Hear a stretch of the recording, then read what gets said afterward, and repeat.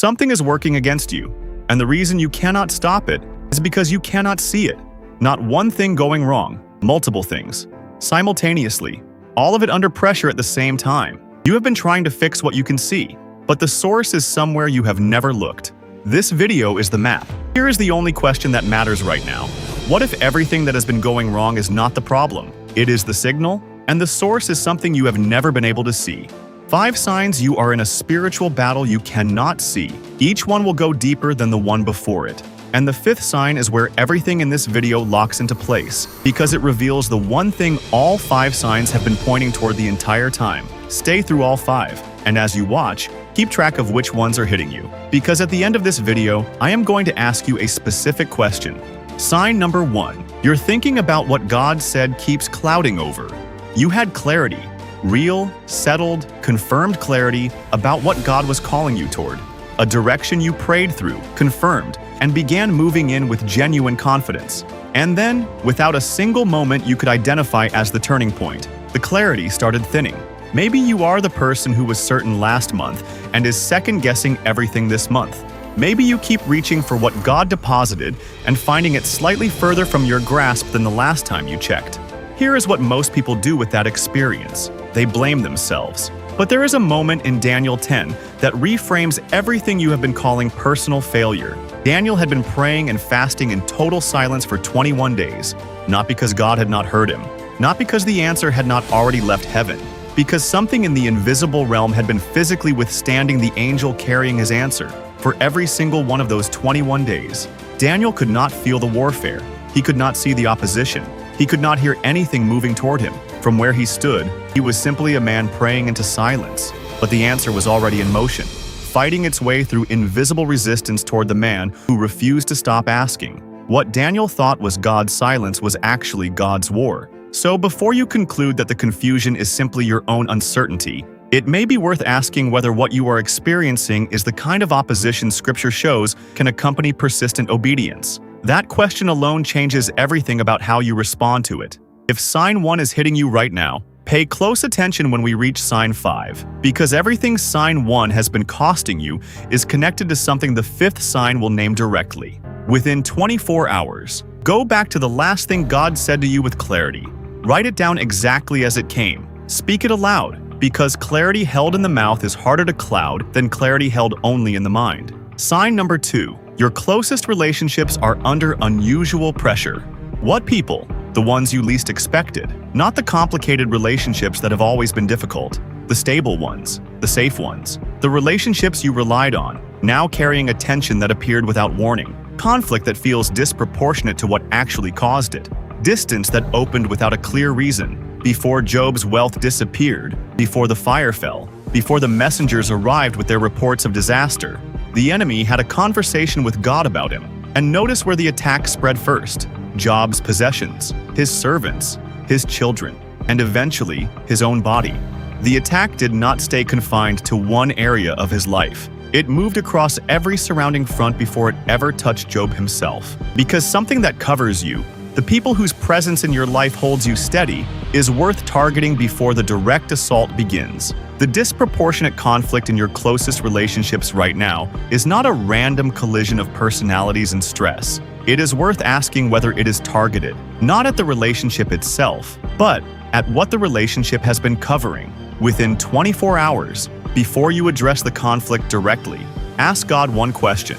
Lord, what has this relationship been covering that is now under pressure? That question alone will change how you handle the tension. The first sign was changing something inside you. Your thinking, your certainty, your ability to hold what God said.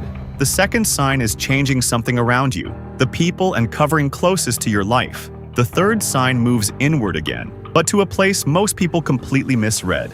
Sign number 3. You are exhausted in a way that sleep does not fix. This is where most people stop looking for a spiritual explanation, because the exhaustion is physical, real, present, impossible to push through on willpower alone. So you treat it as a physical problem. You sleep more, you adjust your schedule, you rest, and you wake up just as tired. Here is the picture most people miss in Nehemiah 4. The builders had not been physically attacked. No weapon had touched them. No direct assault had come. But they looked at each other and said, "The strength of the laborers is giving out. They were being worn down by the specific cost of pressing forward against sustained, invisible opposition. Not overwork, not sickness, not personal failure. The weight of building something significant while something unseen pushed against every brick. That kind of exhaustion does not respond to sleep, because sleep addresses the body, and what the builders were experiencing was not a body problem. Sometimes the exhaustion surrounding an assignment can make you question whether you were ever meant to build it. But Scripture repeatedly shows that opposition can accompany the very work God has called His people to do. So do not automatically interpret the resistance as proof that the assignment is wrong. If your body is registering a cost your schedule cannot explain, it may be worth bringing that weight to God directly before concluding anything about what it means. Sign number 4. Your prayer and worship have started hitting a wall. You sit down to pray, and the words feel like they are landing somewhere just below the ceiling. The worship that once moved something in you now sits at the level of sound without the accompanying sense of God's nearness. And the longer it lasts, the more a specific thought gains ground. Something must be wrong with me. In Mark 9, the disciples faced a situation they could not resolve. They had the authority, they had the experience, they had done this before, and nothing happened. When Jesus arrived, the disciples asked Him privately, "Why couldn't we?" And He told them, "This kind comes out only by prayer." There are levels of spiritual opposition that some situations carry, and Jesus connected this particular one directly to prayer in a way that routine spiritual maintenance had not been producing. What that tells you is not a universal formula, but it does tell you this: when your prayer life hits a wall, when the connection feels thinner, when the sense of God's presence recedes without explanation, the first question is not what is wrong with you. The first question is whether you are facing something that requires a deeper and more specific kind of seeking than you have been bringing. Because the disciples were not failing in character. They were being outmatched by something that required something more. Within 24 hours, do not respond by simply doing more. Change the way you seek God. Slow down. Pray specifically. Ask Him what you are actually facing rather than assuming you already know the answer. 4 signs. Something changed inside you. Something changed around you. Your strength has been affected. Now your connection with God is under pressure. And if all 4 are present, the 5th sign is the reason, because it reveals what all of them have been converging around. Sign number 5.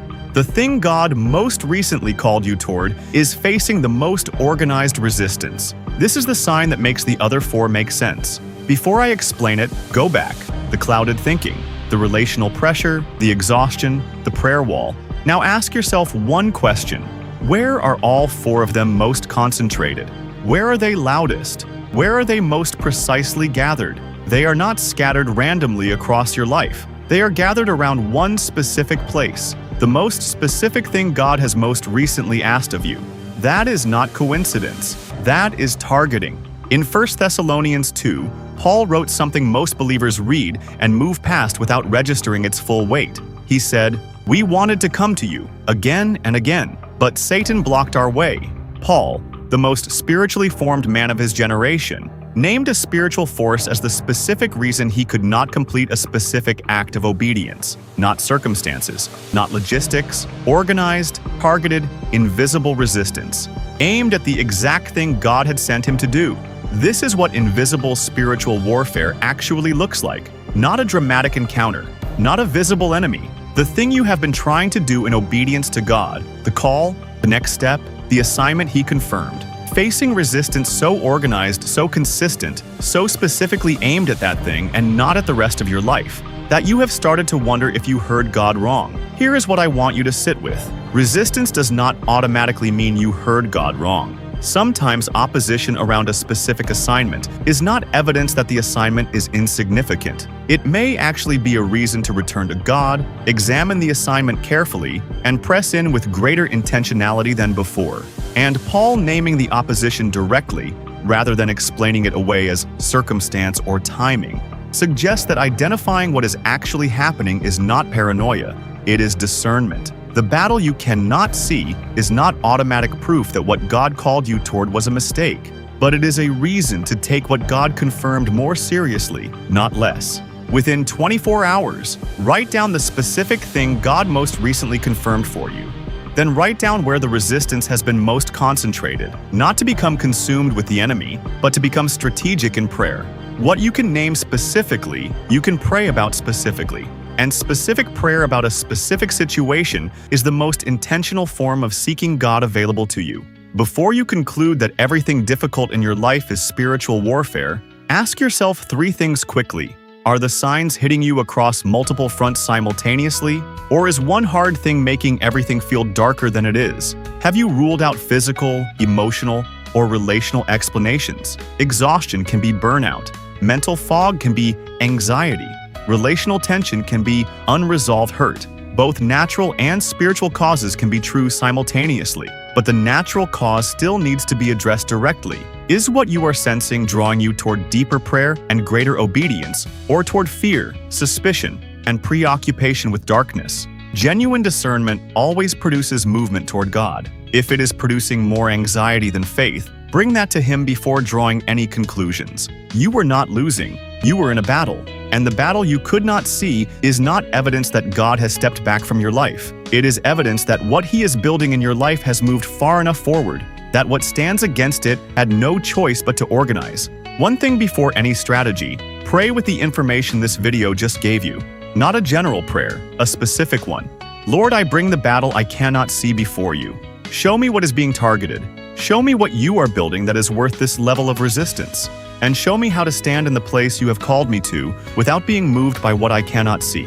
Every sign in this video that named your experience is also a sign that something God is building in you is significant enough to be worth targeting. The enemy does not assign organized, multi-front, sustained resistance to lives that are not threatening to what He is protecting. You are in this battle because what God is building in you has moved far enough forward that what stands against it had to organize. That is not a reason for fear, that is a reason to stand. Now, one final question. Which sign hit you hardest? Type the number in the comments. 1, 2, 3, 4, or 5. Find the person beneath you who typed the same number and leave them one sentence. The kind that reminds someone in the middle of an invisible battle that the invisibility of the enemy has never once limited the visibility of God. The battle you cannot see is already being fought by one who can, and He has never lost.